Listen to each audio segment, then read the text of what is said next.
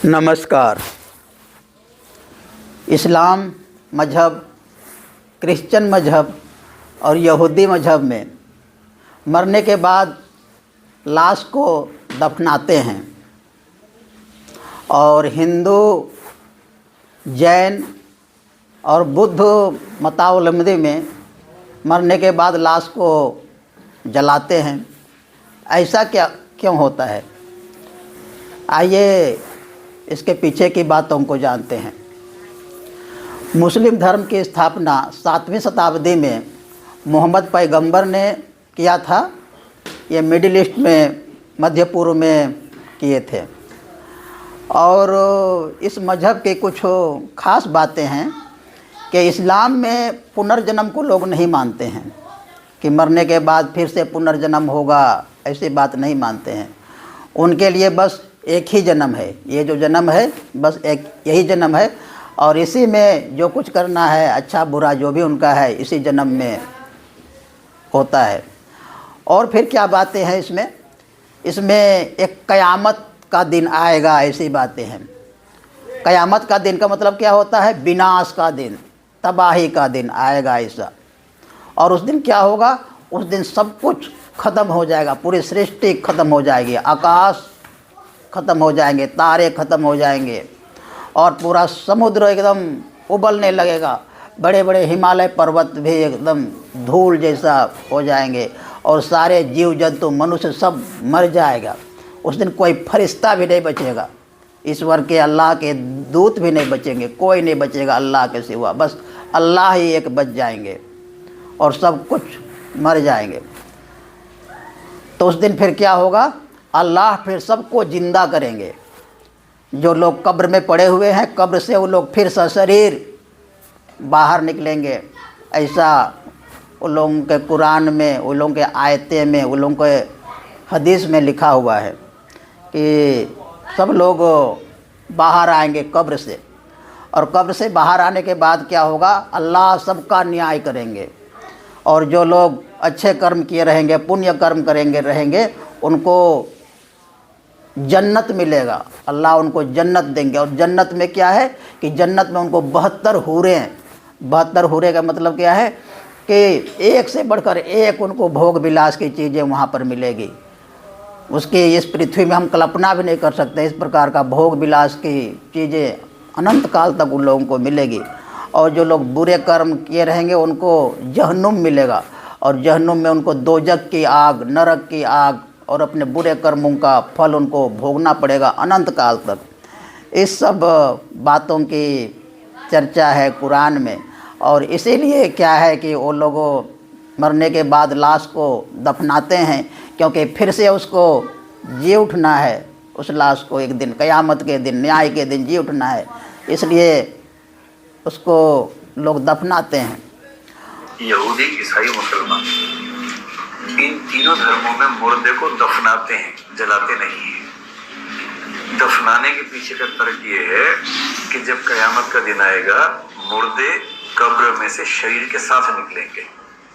मुस्लिम religion में लोग उस कब्र को मेंटेन करके रखते हैं, क्योंकि कब्र से एक दिन मुर्दा को जी उठना है, शव को एक दिन जी उठना है क़यामत के दिन। इसलिए शव को दफनाते हैं और दफनाने के बाद भी उसको मेंटेन रखते हैं, उसको लिपा पोते बढ़िया से करके उसको मेंटेन रखते हैं, ताकि वो एक दिन जी उठेगा क़यामत के दिन और उस दिन उसका न्याय होगा अल्लाह के माध्यम से। और इसीलिए जिस प्रकार आदमी का रुतबा है, जिस प्रकार आदमी का औकात है, संपन्न है, बड़ा है आदमी संसार में, उसी प्रकार से उसका यहाँ पर कब्र बनता है। जैसे कि हम लोग ताजमहल देखते हैं, तो ताजमहल क्या है? वो भी एक कब्र है। वहाँ पर नूरजहाँ है और बगल में शाहजहाँ का भी कब्र है। तो इसी प्रकार राजा महाराजा लोगों का बड़े बड़े कब्र बनता है और उसी प्रकार गरीब लोगों का सिंपल ही कब्र बनता है। तो इस प्रकार से मरने के बाद भी वहाँ पर शव का महत्व है।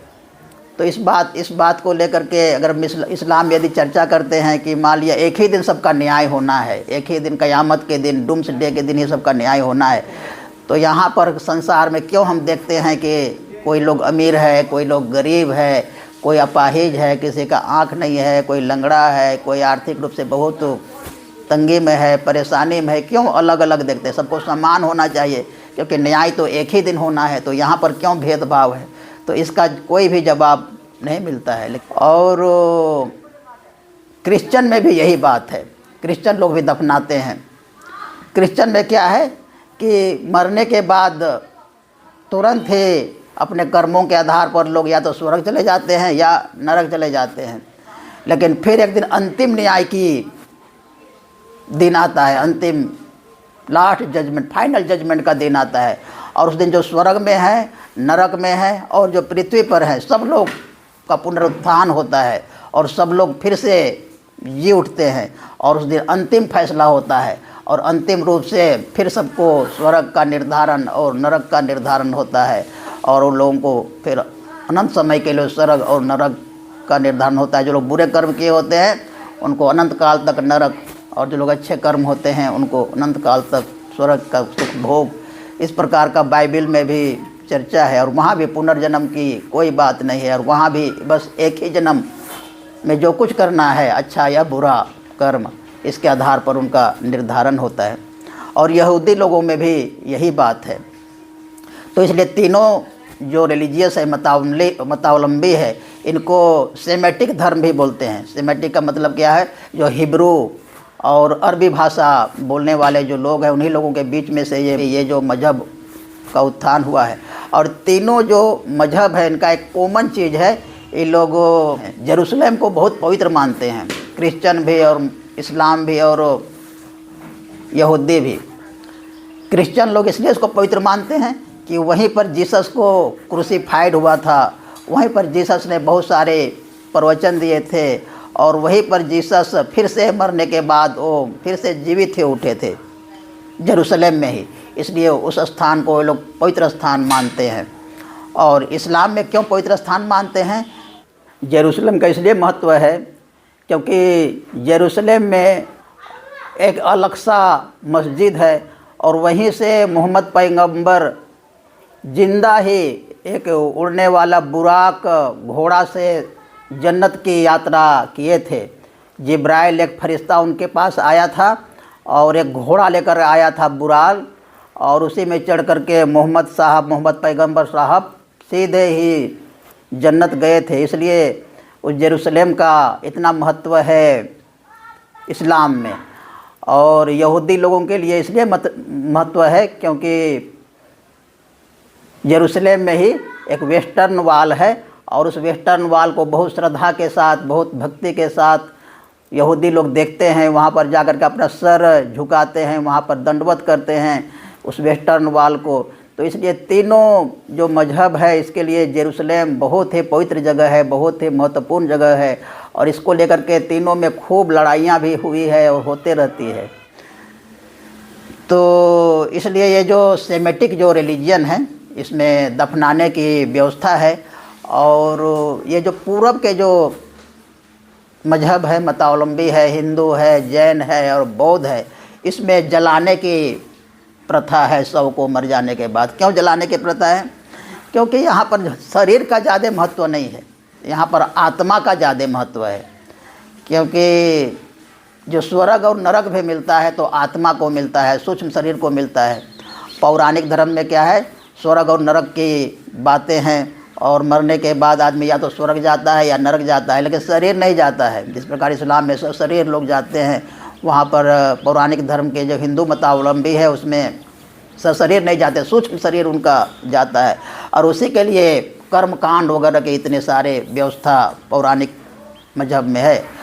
और जो वेदांत के अनुसार से जो बातें हैं, उपनिषद के अनुसार जो बातें हैं, उसमें तो मरने के बाद आदमी का या तो पुनर्जन्म हो जाता है या फिर अपने कर्मों के अनुसार से, अपनी साधना और भक्ति और तपस्या के अनुसार से उनको मुक्ति मिल जाती है आत्मा को, या तो उनको मोक्ष मिल जाता है। तो इस प्रकार से वेदांत, उपनिषद और आनंद मार्ग के अनुसार से है। लेकिन जो पौराणिक के अनुसार से स्वर्ग और नरक का भी विधान है। तो इसलिए जब आत्मा का ही ज़्यादा महत्व है और शरीर का ज़्यादा महत्व नहीं है, शरीर को तो बस कपड़ा जैसा कहा गया है कि एक कपड़ा है और मरने के बाद भी एक कपड़ा ही परिवर्तन होता है, बस आत्मा एक नया कपड़ा पहन लेता है। तो शरीर का ज़्यादा महत्व रहता नहीं है, इसलिए शरीर को लोग जला देते हैं, इसमें दफनाते नहीं, शरीर को जला देते हैं। ऐसे भी जीवन में भी लोग जब जिंदा रहते हैं फिर भी शरीर को ज़्यादा महत्व नहीं दिया गया है। और शंकराचार्य तो बोलते हैं ब्रह्म सत्यम जगत मिथ्या, के ब्रह्म ही सत्य है, शरीर का कोई ज़्यादा महत्व नहीं है। और जो अपना मन है और आत्मा है उसी का ज़्यादा हिंदू धर्म में और इस प्रकार का जो पूर्व के जो धर्म है, पूर्व के जो मजहब मतावलंबी है, उस सब में आत्मा को ज़्यादा जोर दिया गया है, शरीर को नगण्य स्थान दिया गया है। और इसलिए मरने के बाद इसको लोग जला देते हैं। और इस्लाम में और क्रिश्चियन में और यहूदी में, क्योंकि मरने के बाद भी उस सब का महत्व है, क्योंकि उसको जी उठना है, तो इसलिए उसको दफनाते हैं। लेकिन हिंदू लोगों में देखते हैं कि पुनर्जन्म का सिद्धांत के कारण यहाँ पर कर्म का सिद्धांत है। जैसा आदमी कर्म करता है उसी के आधार पर उनका पुनर्जन्म होता है, या फिर मुक्ति होता है, या फिर मोक्ष होता है। तो इधर थोड़ा वैज्ञानिकता दिखती है, थोड़ा सा विवेकपूर्ण दिखता है। बाकी इधर इस्लाम, यहूदी और क्रिश्चियन में तो बिल्कुल कहानी जैसा, एक मनगढ़ंत बातें जैसा, एक बिल्कुल फेथ जैसा ही बातें दिखती है। और इसका कोई तर्क नहीं है, बस मान लिया जाता है कि ऐसा है। इस बार जो जनवरी 2025 में सेमिनार का टॉपिक है वाटर कंजर्वेशन, इसमें बाबा बोलते हैं कि यदि 1 वर्ष तक, 1 साल तक कहीं पर बारिश नहीं होगा, कहीं पर वर्षा नहीं होगा, तो सबसे पहले तो छोटे जीव मरेंगे, फिर पेड़ पौधे मरेंगे, फिर बड़े जीव मरेंगे, पूरा इकोलॉजिकल बैलेंस, पर्यावरण का जो संतुलन है वो ख़त्म हो जाएगा, फिर मनुष्य भी मरेंगे और पूरा पृथ्वी जो है बंजर के समान, मरुस्थल के समान हो जाएगी। लेकिन फिर भी बाबा बोलते हैं ये जो क़यामत के दिन के बारे में, डूम्स डे के बारे में बातें होती है, वो कभी भी नहीं आने वाला है। ये बिल्कुल अंधविश्वास और डोगमा और मनगढ़ंत बातों पर आधारित है, ऐसा श्री श्री आनंद मूर्ति जी बोलते हैं।